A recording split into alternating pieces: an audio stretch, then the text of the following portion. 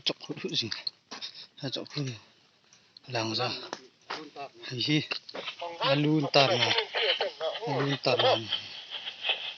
mê là chọc gì này làng ra khu marin là cang gì này marin vậy tu gami marin là cang gì ilahi RPC begin lại cái này lại RPC begin không aboral vang ta RPC begin RPC begin này này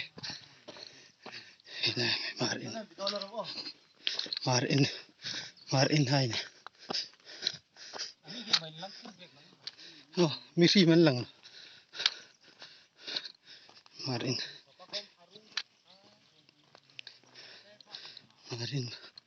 lại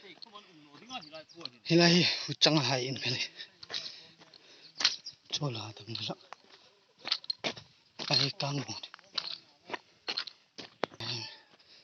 lang za marin an ron gi ya kang mo dan ai vut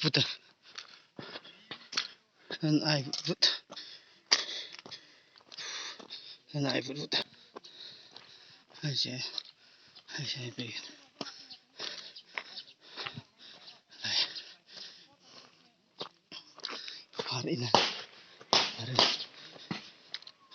marin cha cái hít trên rồi mình bia lên lâu cá ngon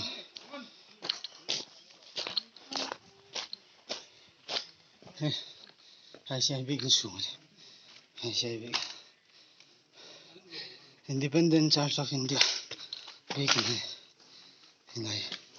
mấy tay hai với tu cần rồi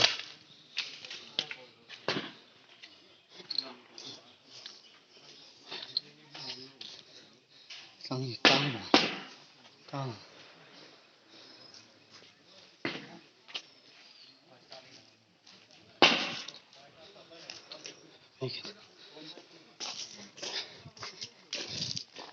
khu chân tún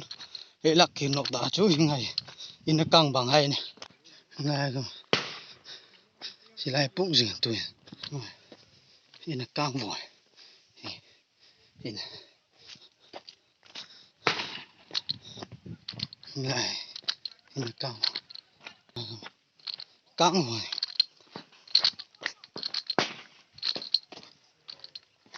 lại marin căng vội marin kêu tôi cả lúc marin là xem này nó này marin căng hơn vội